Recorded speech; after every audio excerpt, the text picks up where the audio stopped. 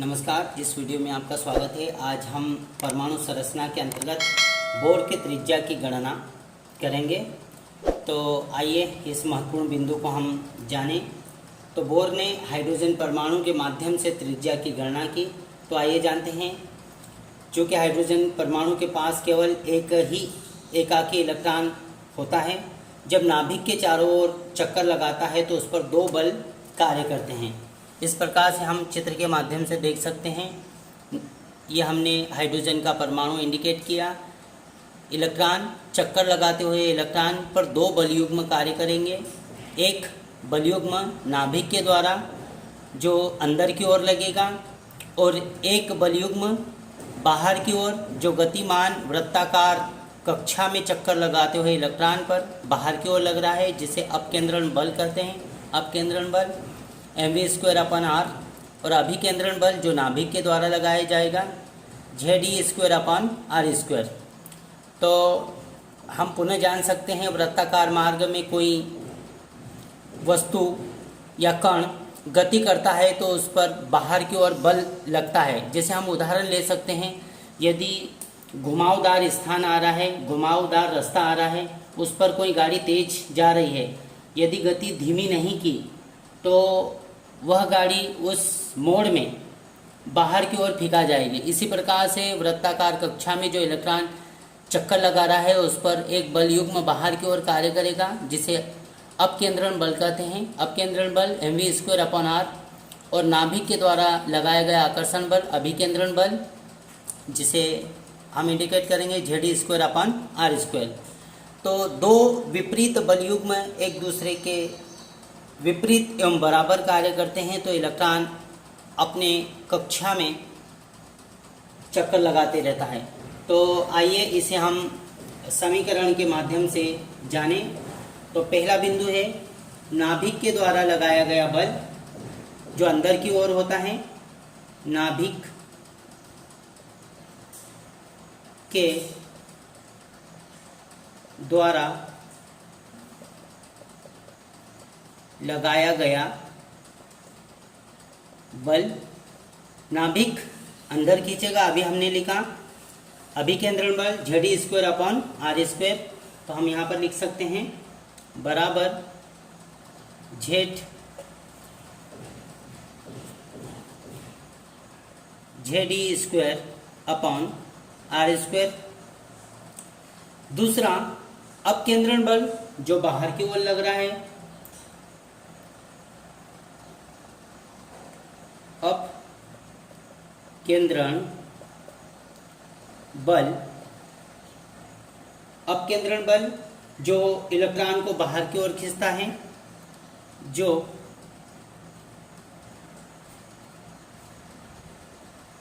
Electron को बाहर की ओर खींचता है। अपकेंद्रण बल जो बाहर की ओर खींचता है तो mv²/r लिख सकते हैं यहाँ पर बराबर mv²/r।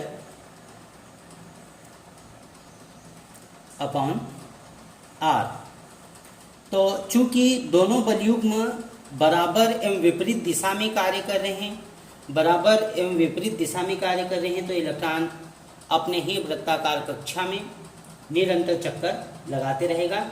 तो आइए इस समीकरण में जो हमने संकेत लिए हैं इन्हें हम लिखें। तो जहाँ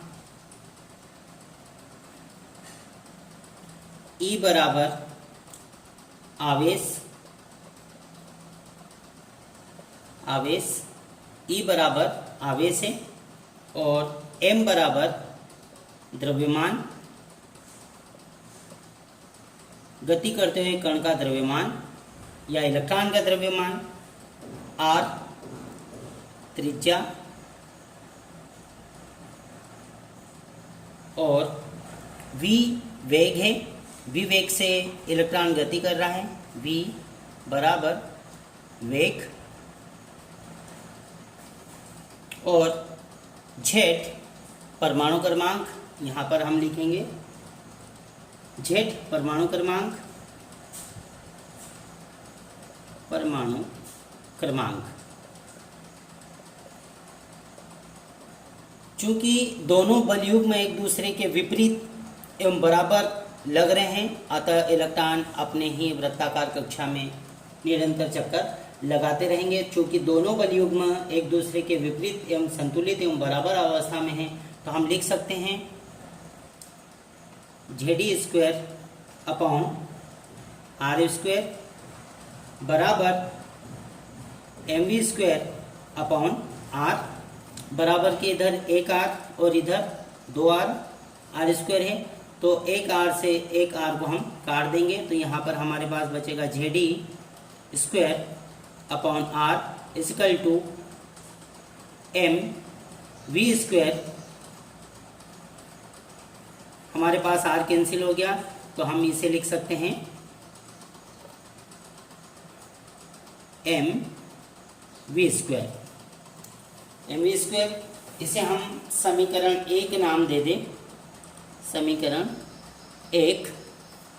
चूँकि हम जानते हैं बोर की अभिग्रहिता समीकरण के अनुसार, तो हम लिख सकते हैं बोर के अभिग्रहिता समीकरण के अनुसार, बोर के अभिग्रहिता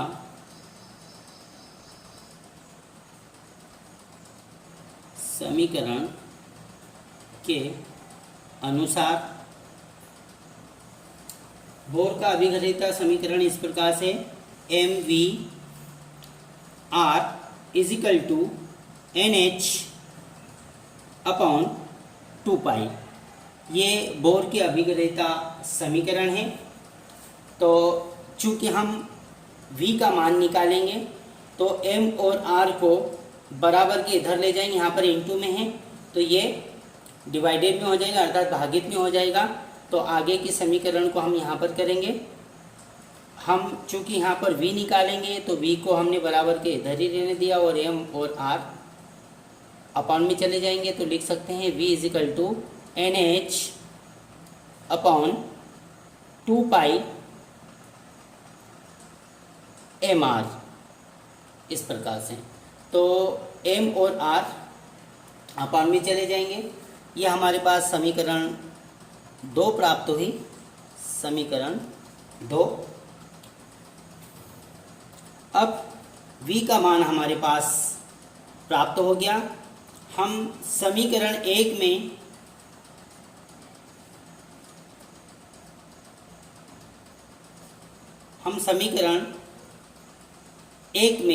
V का मान रखेंगे। समीकरण 1 में V का मान रखने पर तो यहाँ पर लिख सकते हैं समीकरण 1 में V का मान रखने पर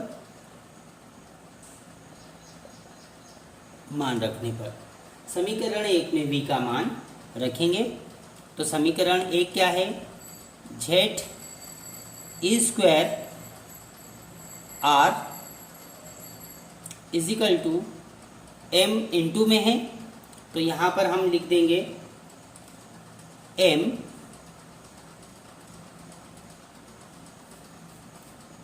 N², चूँकि यहाँ पर स्क्वायर है, V के ऊपर स्क्वायर लगा है तो N², समीकरण 2 में N² H² स्क्वायर है तो ये 2 पाई, ये हो जाएगा 4 pi square upon 4 pi square M² और R²। यह हमने V का मान रख दिया। V का मान रखा तो V के ऊपर स्क्वायर लगा हुआ है तो सभी के ऊपर स्क्वायर आ जाएगा। इस प्रकार से हम यहाँ तक पहुँचे।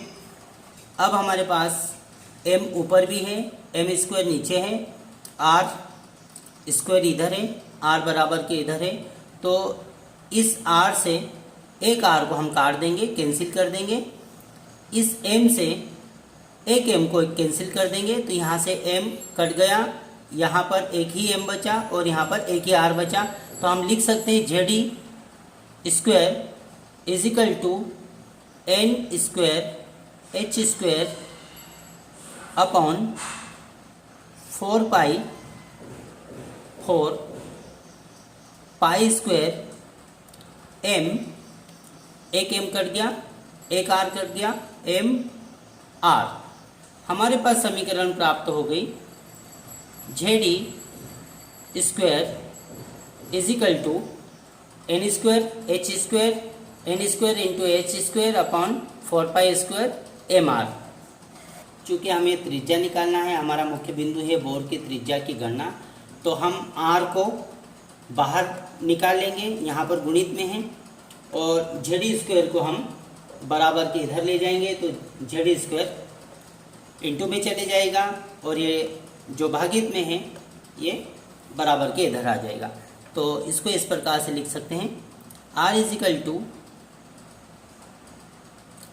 To N square H square 4 pi square, और ई स्क्वायर को हम पहले लिख लेते हैं। ई स्क्वायर, चूँकि जेड हम जेड की गणना करेंगे, ई स्क्वायर इंटू जेड, दोनों इंटू में हैं। इस प्रकार से आर बराबर आया हमारे पास, r is equal to N square H square upon 4 pi square e square into z. हमारे पास समीकरण प्राप्त हो गया 3, समीकरण 3 प्राप्त हो गया। चूंकि हाइड्रोजन का परमाणु क्रमांक एक ही होता है, तो Z का मान होता है 1, अर्थात यदि हम Z के स्थान पर ई स्क्वायर इंटू 1 करें तो यहाँ पर बचेगा सिर्फ 4 पाई। आगे हम देखें, चूँकि R is equal to N square into H square upon 4 pi square into E square into Z, तो चूँकि हम जानते हैं हाइड्रोजन परमाणु के लिए Z इज इक्वल टू 1 होता है, अर्थात Z परमाणु क्रमांक को इंडिकेट करता है, और हाइड्रोजन का परमाणु क्रमांक एक ही होता है। अतः हम यहाँ पर यदि ई इंटू 1 लिखेंगे तो यहाँ पर ई स्क्वायर इंटू 1 लिखेंगे तो यहाँ पर बचेगा ई स्क्वायर। तो हम लिख सकते हैं R बराबर एन स्क्वायर एच स्क्वायर 4 पाई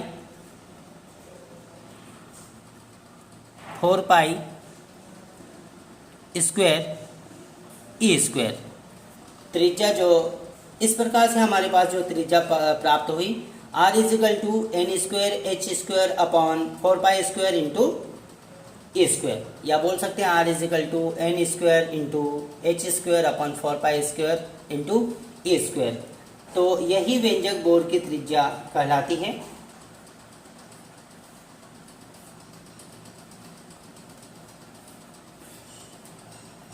यह व्यंजक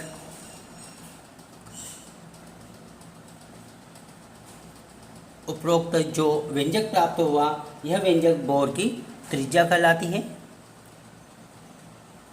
बोर की त्रिज्या कहलाती है। तो उपरोक्त व्यंजक ही आर त्रिज्या को इंडिकेट करता है या रेडी को इंडिकेट करता है। तो R is equal to N square into H square upon 4 pi square into E square. तो यही उपरोक्त समीकरण जो है बोर की त्रिज्या कहलाती है, जहाँ पर यदि हम देखें तो h स्थिरांक है, 4 पाई स्थिरांक है, m स्थिरांक है और e भी स्थिरांक है। तो बोर की त्रिज्या में स्थिरांक क्या क्या है पुनः जान सकते हैं। h स्थिरांक है, 4 पाई स्थिरांक है, m जो कि हम उपरोक्त समीकरण में पहले जान चुके हैं, m ये भी स्थिरांक है और e भी स्थिरांक है। इस प्रकार से आज हमने बहुत ही महत्वपूर्ण बिंदु बोर के त्रिज्या की गणना की या बोर के परमाणु के त्रिज्या की गणना की। बहुत बहुत धन्यवाद।